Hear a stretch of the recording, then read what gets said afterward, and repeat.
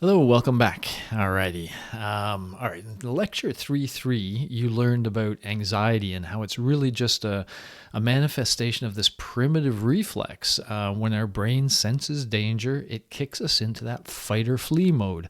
And that gives us all those feelings we think of as anxiety, but it becomes a real problem when it's chronic. When that anxiety is just there all the time. And so, that kind of leads to the question, well, what can I do about it? So, let's go to lecture 3.4. I used to give this lecture long before the pandemic, and I used to call it the psychology of cool. And what I meant by that is, we know these people we think of as cool. And the version of cool I'm alluding to is like, when everybody else is freaking out because of whatever, they're scared or they're whatever, this person keeps their cool in all these situations.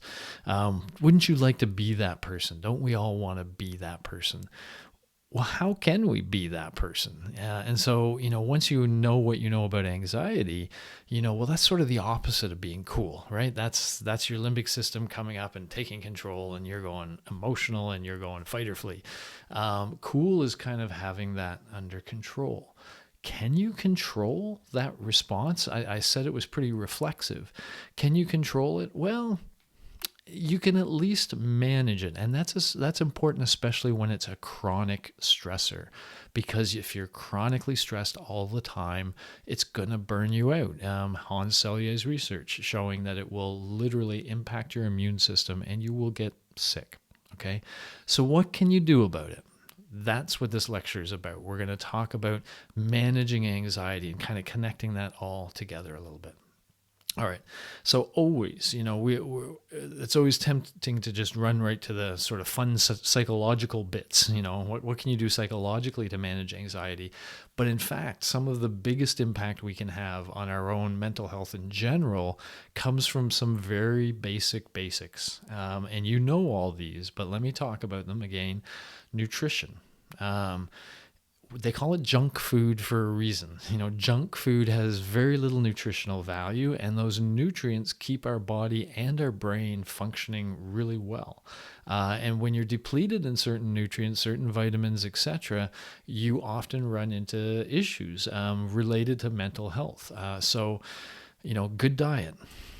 Exercise, especially critical for positive mood state. If you're a person who prefers to be happy on the happy side versus the depressed side of life, one of the best things you can do is engage in regular aerobic activity, whether that be, whatever it might be, anything that gets your heart rate up for like 20 minutes at a time, 3 times a week, something like that. So lots of activities you could think of there. They're really good for your mood state. You feel better when you do that, whatever that may be. And the third one, which sounds good but is often difficult in and of itself, is getting a good night's sleep. If you're eating well, if you're exercising, and if you're sleeping well, your body and your brain are sort of optimally firing, and you are ready for challenges, quite literally. But if some of these things get lost, then you become a little bit more open to the challenges, to not being able to meet certain challenges. Now, with respect to sleep, I can't go into this in detail, but let me just say there's lots of great websites. If you have issues with sleep, go just search, how could I sleep better? Tips for better sleep. You will find all sorts of things. I will mention one. Okay. I'll mention more. I'll mention what I meant is I'll show you this one depiction that covers some of this. So there's just some basics, things not to do just before you go to bed, and things you should do just before you go to bed. These things will all stimulate your sympathetic nervous system. Kind of makes sense to some degree. Whereas these will be much more stimulating of your parasympathetic, your rest and relax. And that's what you want to stimulate just before bed. Another really important thing, by the way, is keeping a schedule. The more you can wake up at the same time and go to bed at the same time every night, the better you'll sleep and the better you'll feel. So those are just some of the basics. So here's my idea of a schedule. And you're going to see I have stuff in the schedule, but let's not worry about that for now. Let me just say, the more ritualized your days sort of become, the more structured they become, the more your body and your brain are in sync with the outside world. And that includes being tired when it's time to be tired, but it also just generally includes feeling good, feeling sort of like you fit the world in which you belong. And when we get out of schedule, that's like jet lag, right? And if we're constantly varying our schedule, we're living always in a little bit of jet lag and we're never at our best. So one of the notions is, yeah, try to keep a schedule. Try to wake up roughly at the same time and go to bed at the same time. But now I'm going to suggest that within that schedule, if you want to manage your mental health and your anxiety, if you want to have some control over it, there are things you can do, things you can schedule that when you engage in these activities, you're going to pump positive hormones into your body. So remember the stress hormones, cortisol and adrenaline. It's when they're in there that we have all this negative deterioration of the body. But when we engage in these other things, and I'll talk about them sort of one at a time as we go through, that causes the release of positive hormones that work against the stress response. So it's like taking medicine, quite literally, when you engage in these activities. What are these activities? Well, firstly, you're going to hear about mindfulness all over the place, and part of the process of, if you want to take control of your mind, you have to start with becoming mindful. And this is the beginning for a lot of things in psychology. So what do we mean by being mindful? Well, these 4 things kind of highlight it. And before we look at those, cover it up. Now, before we look at those, let me give you an example that I was introduced to mindfulness through. I almost made that into a sentence. Okay, so we were at a conference, and before everybody's seat at the conference, there was 2 jelly beans sitting there. And the speaker, the next session, said, okay, I put those jelly beans there. Go ahead and have one now. One's for now, but one I'm going to talk about in my presentation. So go ahead and have one. And so a bunch of people had a jelly bean. Then she goes into her presentation, and her presentation is on mindfulness. And she says, okay, first you have to know what mindfulness is. So here's what we're going to do. In just a moment, I'm going to ask you to eat your second jelly bean. Okay. But before you do, this is how I want you to eat it. This is what I want you to do. So first of all, pay attention, really attend to what's going on in your mouth. And that can mean like the texture of the jelly bean, the flavors that are being released, the amount of saliva your mouth is producing, whether it's getting stuck in your teeth, that kind of bit, but pay attention to that stuff.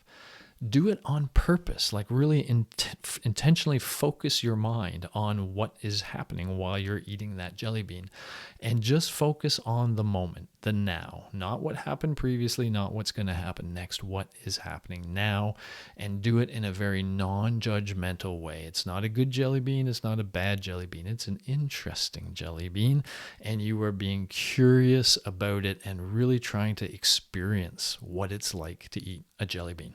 Okay. That's mindfulness. So for example, with anxiety, if you want to manage your anxiety, one of the things you have to do is become mindful of when you're anxious. That's not easy. I have a game for this. It involves you and somebody else who wants to learn this as well. And you play this game on each other, where when you see that other person being anxious, you call them out. Hey, you're anxious. And by the way, they will say, I am not. That'll be their fight-flight reflex. You'll get it right away. You'll feel it because they will count. I am not anxious. Why would you say I'm anxious? And then you have to say, fight, flee. And then they go, maybe. But then they're going to do it to you as well, right? And so if it's someone you trust and you can play that game with them, after a while, they can become good at letting you know. And then that gives you a chance to go, oh, yeah, I am. And that's a tricky thing. Often our anxiety overcomes us and we don't realize what's kind of going on. So that's step 1. We got to realize it's going on. When we're getting anxious too much, what I'm going to argue is you have to become more intentional in terms of how you engage with things that are going to affect your mind. And let me start with the bad things. Let me give you an example of a bad thing. There you are right there. We're seeing you from the top. And now what are you doing? Well, you're reading or you're looking at some data about COVID and the rate of confirmed cases. And you're seeing it go up and up and up and up and up. When we, especially during the pandemic, when we exposed ourselves to the news, we were kind of staring at the bear. That was the thing that was endangering us. That's the threat. And when you stare at the threat, you're going to go into fight flee mode, right? Your thoughts are going to start going to those anxious places. And if you then just walk away from the TV and you go for a walk somewhere, well, those anxious thoughts may go for a walk with you. What do I want you to realize about this example? It was your choice to sit in front of the news, something you knew would produce anxiety. Sometimes you have to do that, okay? But what I want to make clear to you is it's also your choice to put yourself in front of other things that cause other states.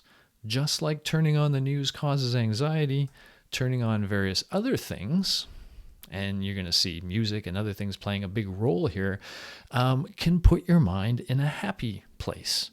And so what this means is you can control your mind by controlling what you expose yourself to, what sort of experiences you put yourself in, what you put in front of your eyes and your ears, etc.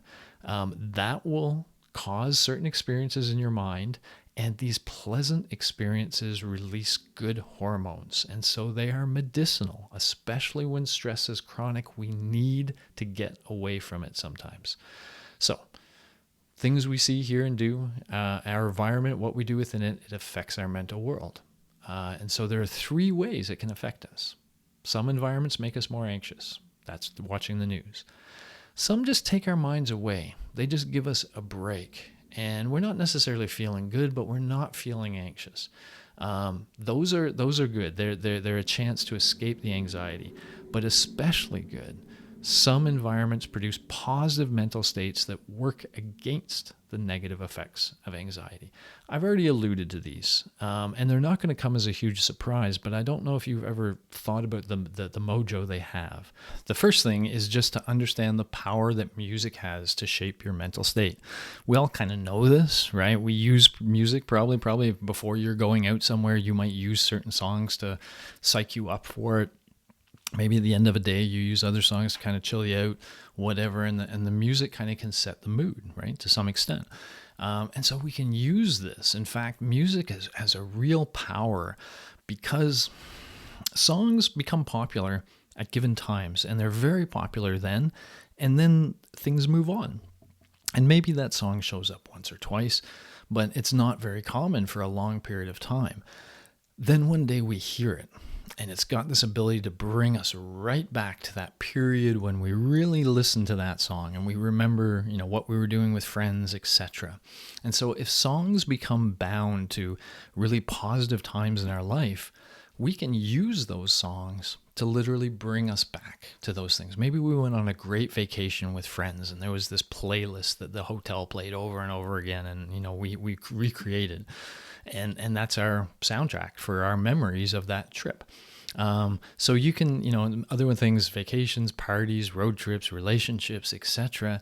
These songs become very powerful, and it can trigger those memories and the positive emotions behind it. So, sometime when you just need to get away from anxiety and you want a positive thing, find one of these playlists, create one of these playlists, turn it up, sing along, sort of relive those memories, maybe even dance. So I'm going to hit some of these other things as we go, because things like dancing and singing, we know when we're doing them, we can feel that feels good. Those are hormones being released into our system, all sorts of positive hormones counteracting that stress. And, these are all sort of connected to music, which really shows the power of music. But yeah, moving our body rhythmically, singing along. I'll bring in something related to singing along in just a moment. One of my favorite when I'm in, media situations and they say, what should families do to help the kids and everybody manage the stress of COVID? I say, hey, your smart TV has a menu in it. And if you dive down a little bit, you'll find karaoke. Do karaoke with your family. Karaoke with your family, you're singing, you're dancing. And I like to say too, let the kids pick the songs you have to sing, and you pick the songs they have to sing. And then there'll be a fun cross-cultural experience. And people will, amongst the singing and dancing, will be laughter. The power of laughter. So I'm going to recommend another movie here called Patch Adams. It's a movie, a depiction of a true character, Patch Adams, who was transferred to work in a childhood.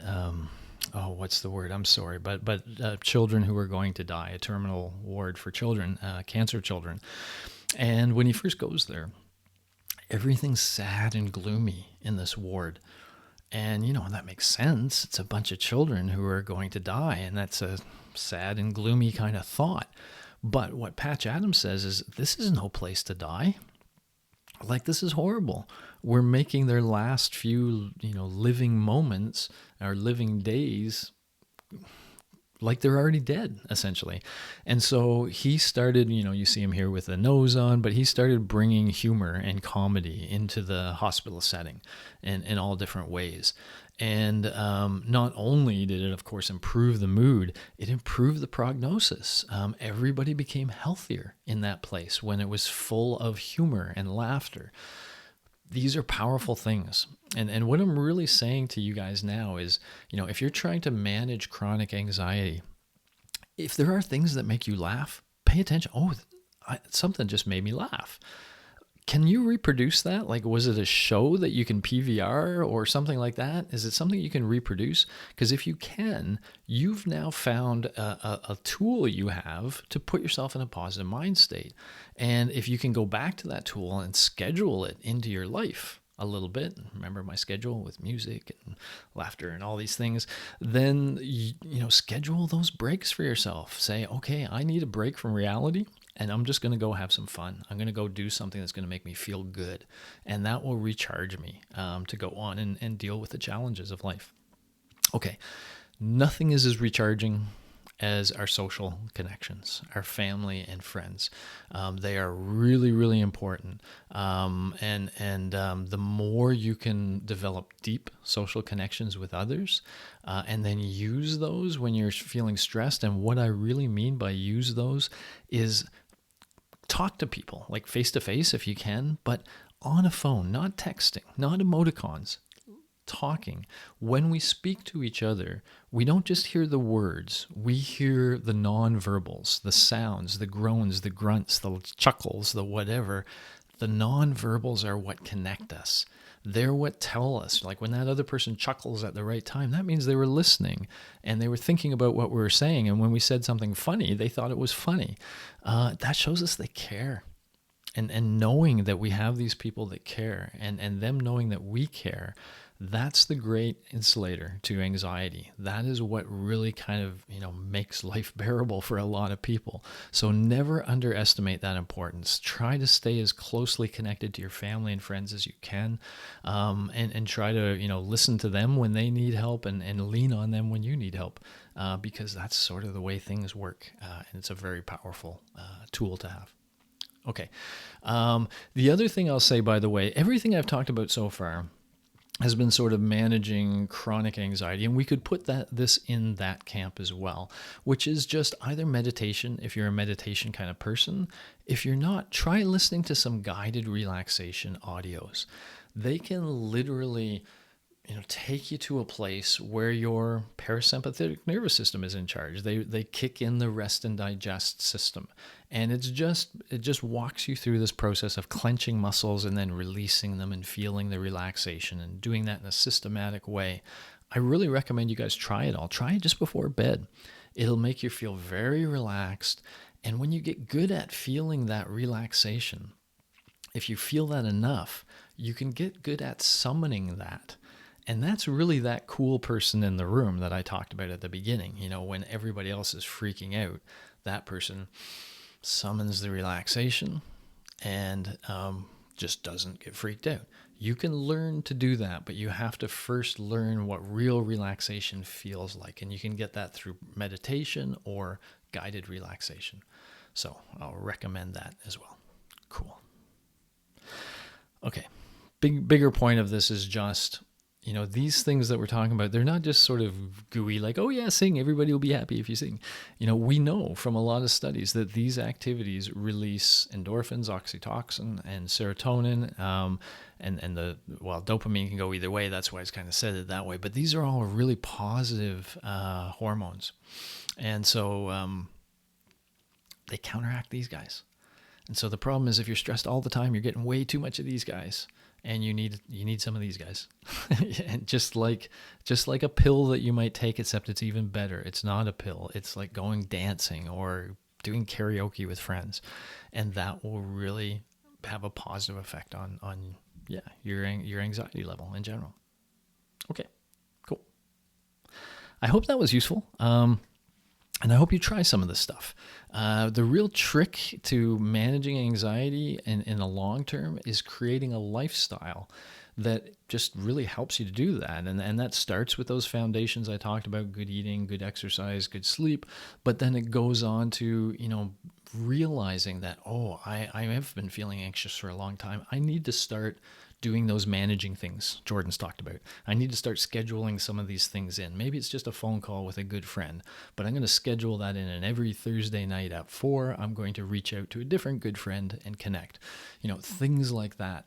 And you can really sort of take control, make sure you have more positive things happening in your mind, and then the positive benefits that come from that can just make you feel a little more balanced overall.